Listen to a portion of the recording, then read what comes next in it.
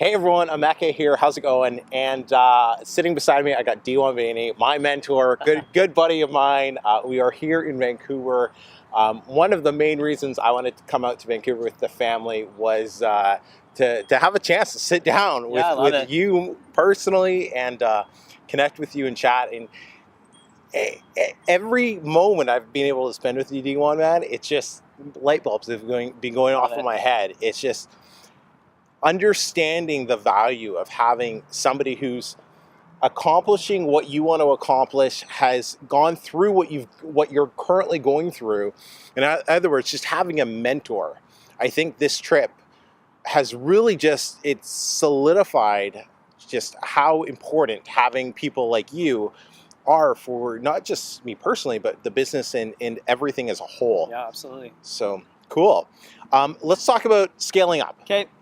We'll kind of go wherever this goes, but let's talk about scaling up specifically to Kindle, but then I think really just scaling up in general. Like, we just had lunch at Cardero's. Yeah. Amazing food. Yeah. And, we were talking about, you asked me that question, right? Sure. What do you have to do to earn $10,000 in an hour? Yep. And one of the things we talked about was like, my mind just isn't thinking about that yet. But let's talk about scaling up. Maybe, sure. Yeah. So, I think a lot of us, when we get into the entrepreneurship thing, making that first six figures is kind of that goal, right? But it's not that it's not sustainable. But and we'll talk Kindle here for a second. I had a very large Kindle business, but in order for me to scale up to the income level that I really wanted to, there was two options: either continue publishing books consistently, and again, I was in the nonfiction realm. So for those people that are fiction publishers, keep at it because there's so much money there, it's crazy. But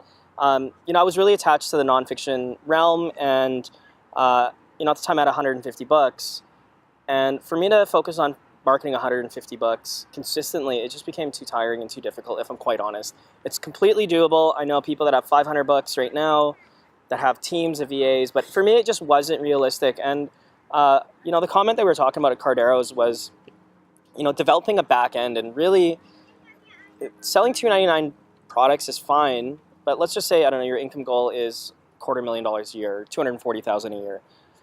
It's a lot of Kindle books to sell every month, right? That's 10,000 Kindle books.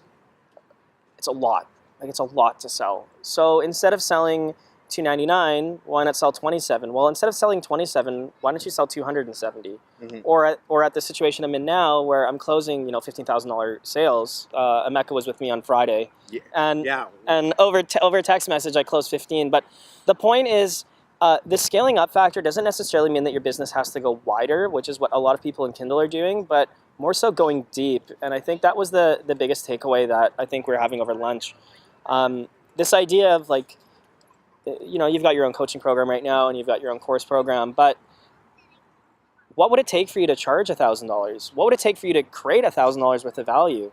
And then the question I asked Emeka is, how could you generate $10,000 in 1 hour? Mm-hmm. And, you sat and talked for a couple minutes, and I had a mentor of mine actually give me this question as well.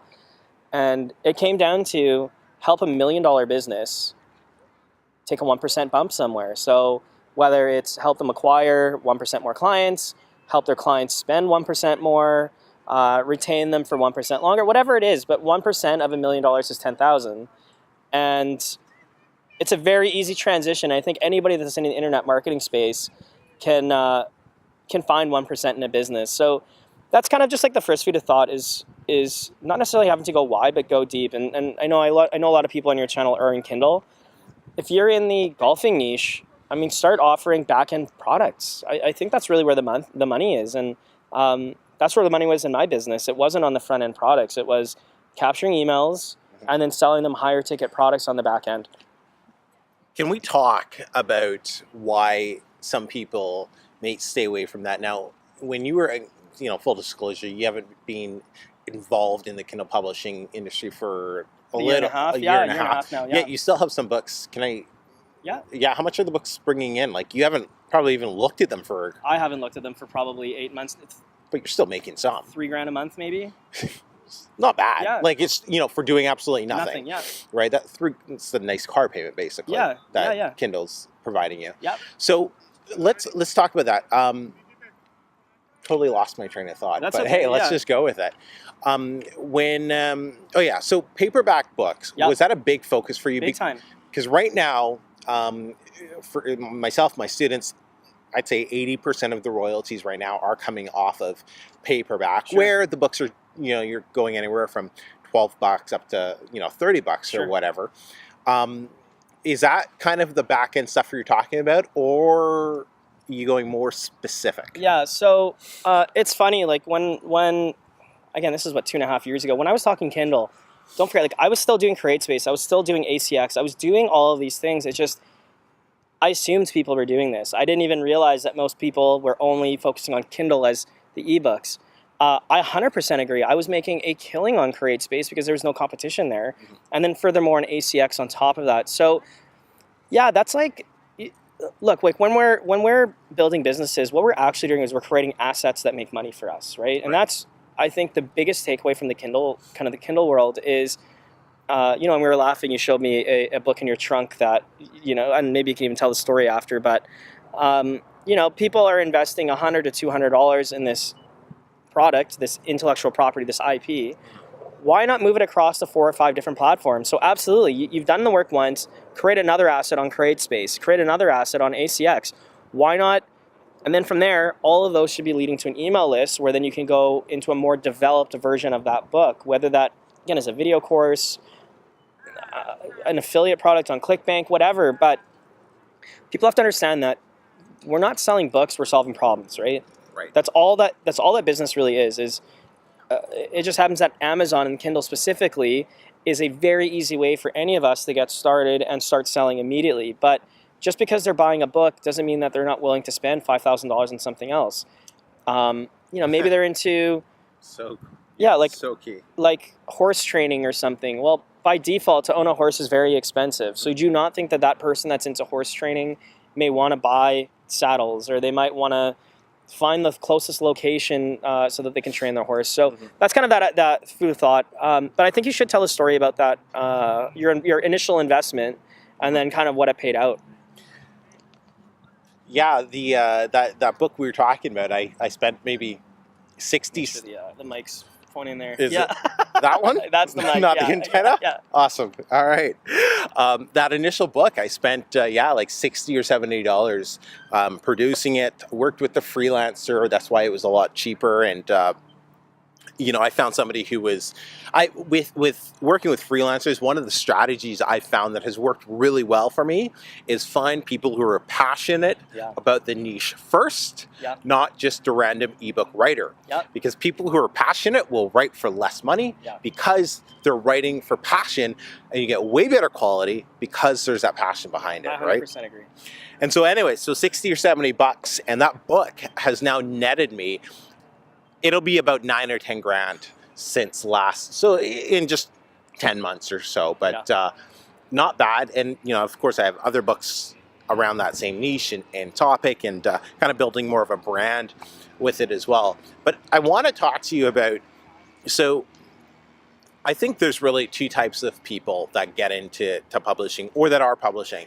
It's like the Kindle publishers who are looking at it just from, and just publishing Kindle books. But then there's this select group of business owners who are doing it as well. And I think they're more of the ones that are going to go into those back-end products, because so many people, and I see this in my Facebook group all the time, where they're talking about this, and then they've got their books published, and then they're looking at another niche or anything. But if they just took the time to really develop those books that are selling, maybe make a second, third, fourth version of it, keep building the email list, and then start looking at what other products they can be driving to the email list. Because isn't the point of an email list not to sell more $2.99 books? It's not. It's to sell those larger ticket items. Maybe, I'm just thinking, people are like, well, how do I find larger ticket items? Like, how do I find that back end stuff? Do I need to build a website? Like, can you offer some insights on that? Yeah, and I know a lot of people are coming into Kindle and this is their first online business. And look, I'll be honest, I have no course. I really don't care if you make money or don't make money with Kindle. It doesn't affect me. So I kind of do that. I want know them to make money. Yeah, I hear you, but what I'm trying to say is, like, I don't have any vested interest in leading you guys astray. And I think the problem with a lot of the Kindle publishing stuff is people don't have long-term vision, and they're not thinking like, what does this business look like 3 years out or 5 years out? Because they're just struggling to make the first $100 or make the first 1,000 or whatever it is, right? And just like leave their corporate job. And I get it, but when I'm looking at business opportunities now, and not to digress on that kind of thought, I'm thinking end in mind and then working backwards. So, if you're in a niche where there is no high ticket type of product, would I personally pick it? Probably not, if I'm honest. Now, for a lot of people, making $100,000 a year online is all they ever need. Great, but there's expenses that come into our business. We need to continue developing, continue marketing. And look, I made the mistake 2 years ago of basically taking my foot off the gas on some of my other businesses. And unless you're putting money into the business, it will die. My business model now, there's good margin. It's a high ticket product. I run an agency now, basically, and then I do high level strategy and coaching. But there's enough money for me to put it back in my business and grow the business. And once you start hitting that kind of 5, 6, 8K a month on Kindle, these guys are having a ton of fun here. I love it. There's a bicycle. They're all, what do you call those, double bikes? Yeah, double bikes here. I'm sure there's an official name. I'm sure tandem or something. Anyways, because I've seen people get trapped in this, like, yeah, exactly, like, where do I go next? Right. I know a lot of fiction publishers are in this situation right now where they've generated an email list and they're slamming people to their next book, but they've got no way of scaling out of this business. And for me, it's actually kind of scary. Now, by all means, I'm not downplaying it again, and I'm not saying Kindle's a bad business, but have you shared your niche with your audience or not really? Okay, so I won't mention it. Not quite there yet. But yeah, certain niches do not necessarily have the ability to go deep. And I think that's why people are testing multiple markets, because they're just not sure. And this gets back to building a business that you're passionate about. And I know it's super cliche. It's not about, oh, my work is not going to be work. Because like the business that I'm in right now, it still sucks. Like I'm working crazy hours. Yeah, I've got a substantial business, but at least I'm doing something I'm passionate about. And I'm willing to invest my time in one lane. And I think if I was to say two things, it's when you're building this business, think about it 5 years out. Kindle is a nice front end, but figure out what you could charge $200, $500, $1,000 for. At that rate, now you can actually scale a business and make some actual money.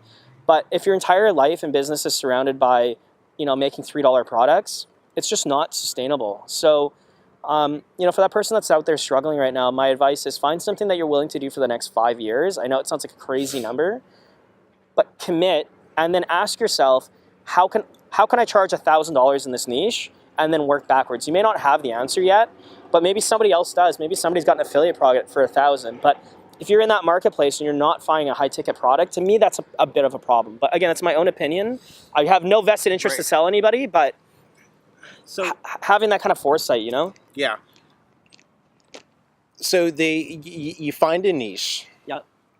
And then your books are selling. You're doing good. You're creating your email list, and then it's basically just, okay, well, what type of back end product? Now, some people might be like, oh, that's way too much work, etc. Excuse. Yeah, excuse. Yeah. But that can all really be automated once it's set up the right way, can't it? 100%. Yeah. And the thing is, it's actually less work. I'm working less.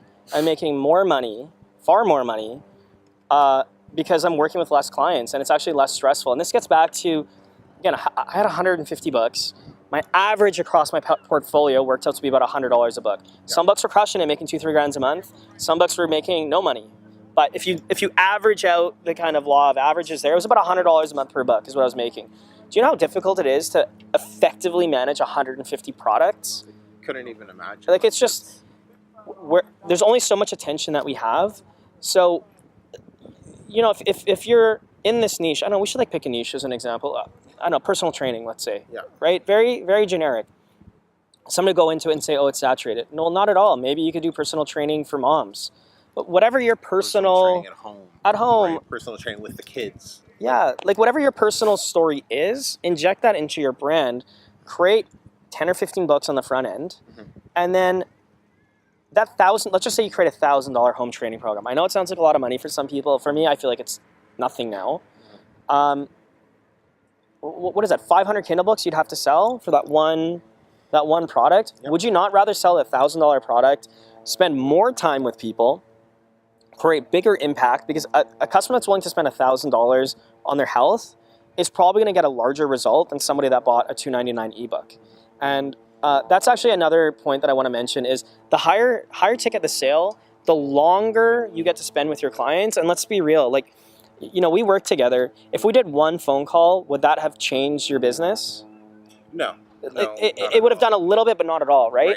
But because we had time together, your business got to move. So in a lot of ways, like our relationship is deeper. Like you came to visit me here, we went for drinks, we're hanging out, we're shooting a video. This is the type of client that I want. Yes. Because I've got a great relationship with you versus an ebook client, no offense to them, you'll never know their face, you'll never be able to build a relationship, and it's not real long term. So is it more effort? Absolutely not. I think it's actually the easier thing to do to sell a high ticket product, but you've got to be committed to actually getting a result. And I think that's what people are afraid of. So how do you build those relationships? It's really just through emails, right? Like that's how you essentially start with it. Yeah, 100%. The email marketing is not email marketing, it's relationship marketing, if you really think about it, right? So true. Yeah. Like, it's just a touch point. And I think too many people, they look at it from, there's still numbers involved, right? Open rates, click through, and the rest of it, all that technical stuff. But at the end of the day, it really comes down to, are you actually building a relationship? It's no different than what we're doing right now via camera. This is building relationship with an audience. But this is also scalable. Like, I'm not sure who's going to watch this video. I know you've got an audience. That's great. But we spend our half an hour, 45 minutes together, and then we get to impact thousands of people because of it. This is the mindset people need to be doing when they're building their email. And email is just a tool. Maybe email marketing doesn't make sense in your industry. Maybe it's video marketing. Maybe it's Instagram. Maybe it's Pinterest. I have no idea. Like, look, if I was in the fashion industry, I don't know if email is the best format because it's a visual thing, right? Personal development stuff I think should come across from audio or video because you're learning, right? But it doesn't mean that you can't still have that touch point with email. But I think people just like add on email as like this thing they have to do instead of realizing that the money is in the relationships you're building with your clients, not just, oh, I sent an email and I need to make money from it. Let me ask you this now, because this is something that does come up. How do you do that? Well, you're using your pen name. And I can share some examples of this that I was doing over the last week, but I want to, do you have any thoughts on that? Yeah, and I'm maybe not the best person to ask long term. I was building multiple pen names. Ultimately, the reason why I exited kind of that type of business is I realized that if somebody would just follow what we were doing as a real person, they would crush it. And that's why I moved from, okay, look, I'm not going to do pen name stuff anymore, to actually helping thought leaders like people like you actually get their message out there instead of creating this fake persona to move it forward. But, the pen name thing is... Do people care as much as publishers think they care? No, I don't think so. But if somebody's going to spend $1,000 or $2,000 or $3,000 with you, they want to know who you are. And I think this is the catch-22 that, absolutely, nobody cares about the pen name per se, but then how deep of a relationship can you actually build long-term? And again, I'm talking nonfiction, right? And in the fiction realm, it's a bit different, and people are... There's not a lot of like super deep buy-in in terms of the pen name, but in a nonfiction realm, people want to know the educator. Right. No, that makes sense. I was dropping off some of my books while I've been here in Vancouver. It's just some local bookstores that I know here in town. And, I was talking to the owners, showing them, books, and not one questioned the name on the book and me, not one. So it's I think publishers make it up in their mind to be a much bigger obstacle than it actually is. Any other thoughts on that? Or no, not at all. Yeah. Okay. I want to talk about scaling it more. Like, when's the right time to scale up? When's the right time to look at hiring a virtual assistant to take care of some of the mindless things that you have to do in the Kindle publishing world? I have my thoughts on it. The way I did it was I didn't outsource anything until literally I was just, I was making a few grand a month, and it got to the point where I was putting out like more than 6 books a month. Yeah. That's when I was getting stretched too thin. But I think there's some people who are trying to like outsource stuff way too early. And from personal experience, I know that ends up biting you in the butt. Yeah. So I'm actually a perfect case study of what not to do on both ends, I guess. So there's the classic mistake that we're seeing people do is, what's the saying? It's like you can't expect what you can't inspect. So you can't expect what you can't. I'm gonna mess it up again. You can't expect what you can't inspect. So basically, it comes down to, if you don't know how to do the process yourself and you haven't been able to systematize the process, how can you expect somebody else to do it? And documenting processes, SOPs, so standard operating procedures, in your business is critical. Now, me on my hand, I did have a team, but I went about it, I think, mentally the wrong way. And this is hopefully a gift to anybody that's listening out here. Instead of me hiring team members to grow the aspect of the business, I delegated to team members so that I didn't have to think about it. And that was a very, just a poor way of executing it. And you have to realize that these businesses that we're building are really just it's a system, right? Like we as a business owner, it's our job to create these kind of puzzle pieces, put them down, and then have that kind of cog in the machine keep running. But instead, what I did is I just said, no, forget it. I'm just going to delegate it out and let them take care of it. And I probably lost a good year of my business career growth because I didn't understand this properly. I'm now in a position where, like I said, with my agency, where as I'm hiring staff coming in, it's a systematized process, and I'm empowering them to grow that aspect of the business. But for most people starting off, if you have not made money doing this process, do not outsource it, because you don't even know what you're doing. Like it needs to be a proven concept that you could show your grandma or you could show a 3-year-old kid, and they can operate that kind of machinery. Then it's a good time to start outsourcing. You look at McDonald's as a prime example. Mm-hmm. McDonald's hires people that maybe have no job experience, right?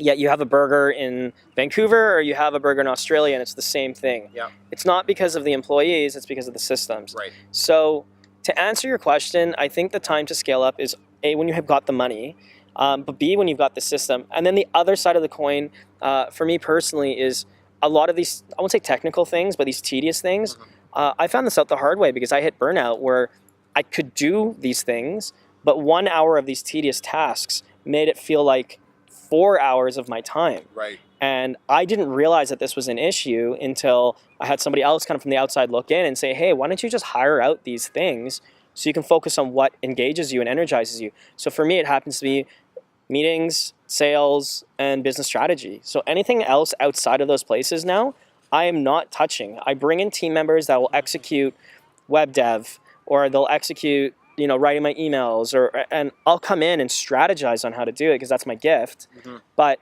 when I was doing those tedious tasks for me, it was draining to the point that my business wasn't moving forward. So like uploading the books and filling out all that information or formatting, things like that. Yep. That's when I gave that up and hired an assistant to take care of that, that was it was like a night and day difference because I could focus on the other areas of the publishing business that really, got me excited and things like that. That's awesome. That's awesome. Let's talk about the skills that you learned from Kindle publishing, because obviously people get into publishing to make money. That's usually their number one goal. But like now that you've been doing it for, what year did you start it? And do you remember? Kindle? Yeah, Kindle. What are we in 2017 now? 2014 maybe? 2014. Okay, yeah. So number of years. Yeah. Three. Yeah, right? 3-ish. Yeah, 3-ish. Okay. Like, what are some of the skills and the things that you weren't expecting to learn, that you weren't expecting to get from Kindle publishing, but you're now using every single day that have totally changed and impacted your life? Yeah, so we were talking over lunch about kind of skill sets and gifts, and I think I've got 2 gifts. A, strategy, absolutely. Mm-hmm. But the biggest thing that I think I've been able to further cultivate is understand why people buy. So I think too many people are trying to sell, and I'm creating an environment around my business where people are buying. Like you think about a Ferrari for an example. Ferrari's not selling you, right? Like they're not knocking on your door and sending flyers. Like when you're ready to get a Ferrari, you buy a Ferrari and it becomes an exciting thing. So I've really structured my business in that way. But Amazon and specifically Kindle is such a fantastic platform for you to learn how to market quickly. I mean, there's no other business I can think of where in 48 hours you can have a product up and get market validation immediately. And once you've kind of been through the process and you kind of get it, that skill's transferable in any business. Because look, when you started publishing your first books, you may have not understood what people are looking for to buy. Had no idea. But now, if you publish a book, I'm not saying every book's a winner, but I think you would put money on the table type thing and say 80% of your books will hit now. Yeah. Like, it's just... Yeah. And that's a skill set or a killer instinct that you get from publishing where, okay, I know what the market wants and I know how to deliver that product. Right. And there's just no other business that I'm aware of where the startup time from idea to product can be out there moving. So I think everybody should at least get out there and get a system so that they can publish books so they understand the process.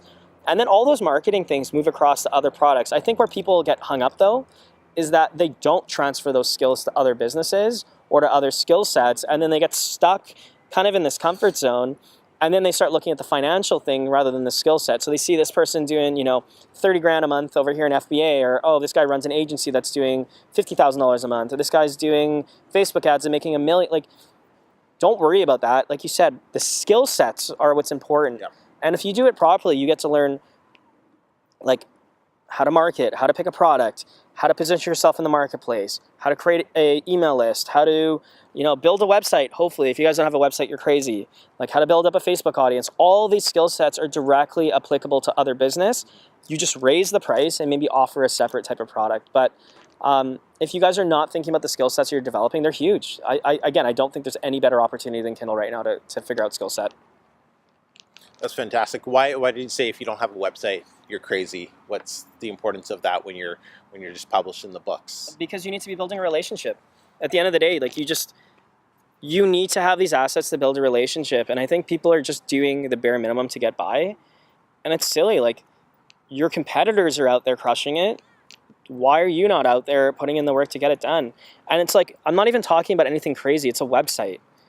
It can be so basic. It can be so basic. Like $5 a month in hosting, $10 for a domain, and use a free WordPress thing. It's gonna suck for the first month figuring it out. Guess what? I've probably personally designed over 100 sites. Right. Personally, I hate WordPress. I hate it. But guess what? I have that skill set for life now, right? Yep. And this gets back to stop delegating, learn the thing, and once you get good enough at it, then you can outsource it. I'm working with the development team on another project, and things are going a bit sideways, and I can dive in and be like, hey, no, this needs to happen, this needs to happen, this needs to happen. And I would not be able to do that if I didn't have experience being in the trenches. It's kind of like being that general that has never been on the front line, that can't understand it. I've been on the front line on every single thing in my business, so that when a problem happens, it's not hard for me to jump in and make it happen. But if you're dancing around the creating a WordPress website, what happens when you have a real challenge in your business? Like, are you going to crumble? Right? Like it's laziness, if I'm really honest. It just comes down to being lazy. Honesty. I love it. I love it. It's lazy, yeah. It's just, it's pure honesty. That's so key. That's so key. All right, Dewan, let's shift gears and let's talk about financial aspects of building a business. Sure. Maybe even if you can talk about just corporate structure, tax structure, as general as you can, because you need to get specifics for that. But I think that's something people are afraid to talk about because they're so afraid to lead somebody astray. But me, I had a bit of background already, but so many people I've been talking to, they just want that. What's the basic information I need to know, like keeping receipts and things like that. But then also talk about business structure and building things. it a bit. Yeah. Okay. So on the structure side, I'm going to make the disclaimer just because I have to. Like talk to your lawyer, talk to your accountant. But it comes down to this. And I'm in Canada here, so we don't have an LLC like the US does. Certain states in the U.S. are amazing for business. Like Florida apparently doesn't have any income tax. BC's pretty good for We're, Canada. yeah, we're not bad. We've got a 15% corporate tax, but this is what it basically comes down to. As much as you could run through your business, do it. Now, if you're in a digital marketing space like us, it's not like we have a lot of physical expenses. But when you kind of hit that 6 to 8K a month range, incorporation makes a ton of sense. I think all of us have been caught kind of our first year of making real money, like big money, when our businesses blew up, where we got kind of hooped on taxes and realizing, holy shit, I owe a lot of money on this. What's the best way to prevent that? Get an accountant early, but the problem is I know most people, me included, when you're not making a ton of money, it's hard to go and spend $300 or $400 a month on a bookkeeper. I've been there. Can I jump in really quick? What I do, save 30% off of every month I add up what was deposited in my accounts. Yep. And before anything happens, 30% goes into a completely separate bank that I keep for taxes. See, and that's smart because I didn't do that. I'll be honest, I was one of those guys, I'm like, I'm just going to sell my way out of this, and I'm just going to keep selling, making money, and I'll just figure it out at the end of the day. Don't do that. It's a huge mess. No. And I'm sure I'm going to be resonating with some of these people on the channel, but seriously, all kidding aside, knowing your numbers and being honest about your numbers on a day-to-day basis, get something like Xero or FreshBooks or QuickBooks or whatever.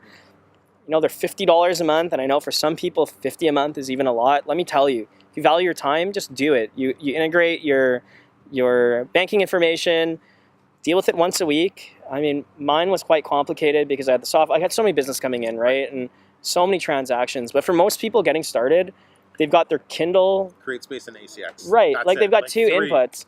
I mean, every single day I'm probably got 20 or 30 transactions coming in, and it's a headache. So plus the PayPal transaction, it just starts adding up. But for most people, look, that's the easiest thing to get started.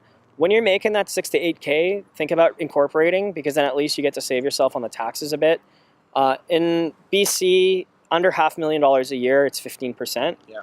And then whether you pay yourself in dividends or salary, again, that's kind of your accountant. But the other thing that I wanted to mention was just kind of mindset of building a business versus being an entrepreneur. And this was kind of something that I personally struggled with, and I just hope that people can kind of get it. So I was making really good money underneath my personal brand, but an entrepreneur is working, in my opinion, still working in the business and hustling, and a lot of it is like just personal brand, or like what we're doing with Kindle in a lot of ways, where it's still you kind of driving the ship. Right. Don't be an entrepreneur. Don't strive to be an entrepreneur. I know it sounds counterculture, but being an entrepreneur is a recipe for burnout. There's only so much time and so much energy. And look, the more money you make, the more money you want to make, because you see the more opportunity.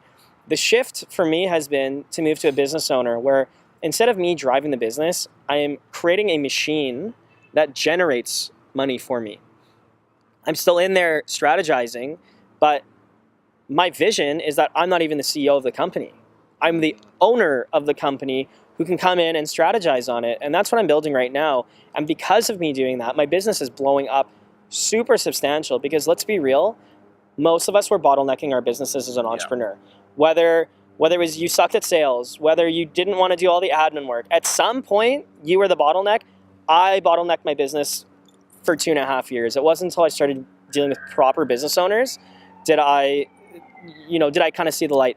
The last levels, you want to be an investor, where the point of you're not even doing the strategy, you're just on the board of somebody making money. For most people on the channel right now, that's probably not where they're at. Yeah, where they're at. Even for me, I'm still kind of growing into that role. But start thinking about your Kindle business or your affiliate marketing business or whatever it is as a business. A good analogy or a good idea to think about is, how could I build this business so I could sell it? You may never want to sell it, but structuring the business in a way that if you had to sell it, it would be possible, allows you to build a business where you can step away for a week and it runs itself. And that comes down to standard operating procedures. That comes down to documenting everything. Having players in the business that are actually growing that kind of section of the business. These are all things that you want to be thinking about as you start to scale it to actual proper money now. Oh, that's awesome. That's awesome. Hey, just what are some things, and once again, we're only going to be able to speak from our Canadian perspective, but what are some things that you're able to write off as a Kindle publisher, like VA costs, for example. Can Yeah. you just run through just some of those expenses that Yeah. some newbies might just not Okay, really know so write-offs, just off the top of my head, if you're working from home, office space, percentage of office space compared to your housing. So add up your internet, add up your utilities, your rent, mark off a section of your house. So let's just say your place is 1,000 square feet, and your house costs are $3,000 a month. I'm just using a random number, okay? And your office space that's dedicated is 100 square feet. That means 10%. Yeah. You can write off $300 a month right there of your housing. So that's one thing. Write off your cell phone or a portion of your cell phone. You can write off a portion of your car within reason. I mean, you've got to be smart about it. especially with an online business. Yeah, especially with an online Right. business. You've got to be kind of smart about it. A cell phone, one thing that my accountant advised me and my wife to do was we just put both the cell phones in. No, we put one cell phone in my name that me and my wife shared, and then the other cell phone, the more expensive monthly cell phone, was in the business's name. Right. And so that made it 100% write-off because it was the business's. Yeah. One thing that I think a lot of people don't realize they can write off is your education. So if you're buying courses, and this is a good piece of feedback, if you're buying courses, It's a good publishing. yeah, there might be a publishing course out there that somebody might purchase in the near future. Good write-off. Yeah, it's a good write-off, exactly. Tools, softwares. Look, this is what you should do. Go get yourself a business credit card so it's completely separate from your personal. I think a lot of people make this mistake. Go get yourself a $500, whatever it is. It doesn't have to really matter. Anything that's related to your business, put it on that credit card, and you would be surprised the amount of write-offs that you can get off of at the end of the day. Yeah. But, anything, if you guys are using Fiverr for promotions, I'm not sure what your promotion strategy is, or, website stuff. Book covers. But the personal development stuff, I think, is a place that a lot of people miss. So your courses, like I joined an $8,000 US course at the beginning of the year, and then I'm in a $25,000 mastermind group. Mm-hmm. Those are all complete write-offs. That's awesome. So why not let the government pay for half of that, or whatever it works out to be, 43%. So hopefully just food for thought. And all these things are investments in your business, so why not take them at a discount, quote unquote. Now, obviously, if you're making really good money, the write-offs are maybe not as large. But as a startup, take every opportunity. And look, you're a small guy. The government's not going to go after you. Now, again, obviously, talk to your accountant. But these digital businesses are pretty cut and dry. Anything that you spend related to the business, write it off. Don't be afraid. And then food, even. Look, if you're going out for meetings with friends, if you're talking business, write it off. We went for lunch. We both took our receipts, and I wrote it off. Well, it's funny. It was even because what the main purpose of me bringing my family, my wife, my daughter up here was to come and see you, to meet you. So what happened was this entire trip for the month has been a complete write-off for me. The car rental, the plane tickets, everything has been a write-off, and that's going to end up being like $5,000 or $6,000 I'll have spent on this trip. But because I came here for you, it ended up being a business expense. I'll take some of that tax money. So in case the CRA is watching my videos. I'm real. How you guys doing? I'm real. That's awesome. Anything else you want to kind of touch on there, man? Or? I think that's about it, man. I know we've been talking for a while. I think ultimately, guys, just seriously think about your business as a business and not a hobby. And don't think about it like an income stream. I think this is the biggest thing that people are making the mistake on, is that they look at Kindle and they think they've got a business when they actually just have another income stream that the second they turn their head, the money's gone. So really, if all I can say and give to you guys is think about it like a business. Ask yourself the question, if I was to sell this business, what would it look like? Even if you have no interest in selling it, because it'll make you build an asset that is actually real, which is a business, and step into being a business owner and not necessarily an entrepreneur. And go deep with your business. If you're in your niche, go deep. There is so much money, so much abundance. Don't get shiny object syndrome. Just go deep with the relationships. Think about your customer for the next 3 to 5 years. Figure out what they would buy, and then just be that solution. And you will crush it. You will make a ton of money doing it. That's awesome, man. That's awesome. I guess let's wrap it up on that. Hey, if you want to see more interviews with this guy right here, I know so many of you have been asking, do you want to get back on YouTube, get your channel going again? We were talking about that at lunch today, but let us know in the comment section. What you can even do is share this video on Facebook if you want to see this guy jumping in front of the camera and make some amazing content. I'm going to put some fire on, Yeah, on deal. you right I know I now. need to start making some content again. But awesome. Hey, buddy, thanks so much Absolutely. for getting some time with me again today. Cheers. And yeah, it's awesome. Take care.